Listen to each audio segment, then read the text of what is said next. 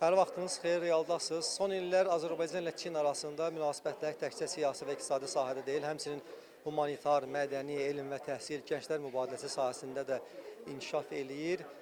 Bu kontekstdə bugün Peşin Xaricilər Universitetində birinci Çin-Azərbaycan Gənclər Forumu keçirilir. Forumun bu universitetdə keçirilməsi heç də təsadüfi deyil, çünki Peşin Xaricilər Universiteti Azərbaycan ilə Çin arasında mədəni, elm, təhsil, humanitar, gənclər mübadiləsi sahəsində xüsusi rol oynayır.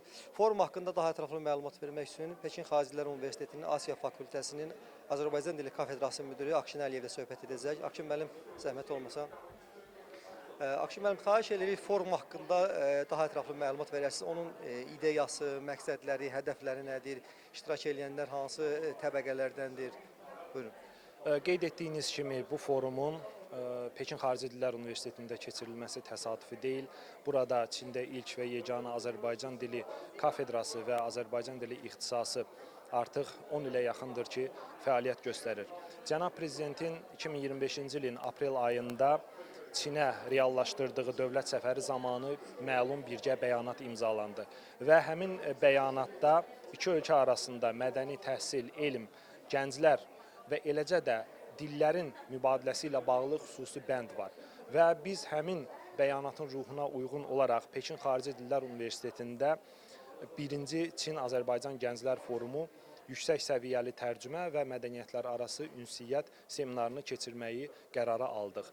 Və bugünkü forumda Çinin və Azərbaycanın 20-dən çox ali təhsil ocağının, eləcə də elmlər akademiyalarının gənc alimləri və tələbələri iştirak edirlər. Və forum iki dildə Azərbaycan və Çin dillərində keçirilir və iştirakçılar öz çıxışlarını həm Azərbaycan, həm də Çin dilində qura bilirlər. Bunun etməkdə də əsas səbəb odur ki, şərtləndirən amili tamamilə yerinə yetiririk. Yəni, bugün burada əyləşən bütün gənclərimiz həm Çinlilər Azərbaycan dilini bilir, həm də Azərbaycanlı gənclər Çin dilini bilir. Və inanırıq ki, mədəniyyətlər arası ünsiyyətdə tərcümə çox mühüm rol oynayır. Bugün Çinlə Azərbaycan arasında tərcümə sahəsində əməkdaşlıq son illər demək olar ki, sürətlə inkişaf edir.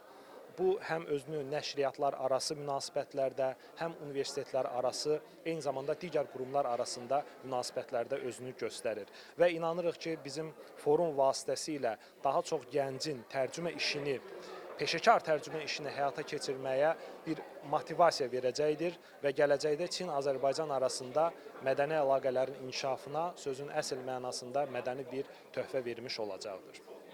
Çox sağ olun Akşin müəllim, minnətdarıq sizə. Qeyd edim ki, müsahibimiz Peşin Xaricilər Universitetinin Azərbaycan Dili Kafedrası müdürü Akşin Əliyev idi. Biz ondan bugün Pekində keçirilən birinci Azərbaycan-Çin Gənclər Forumu haqqında söhbət etdik.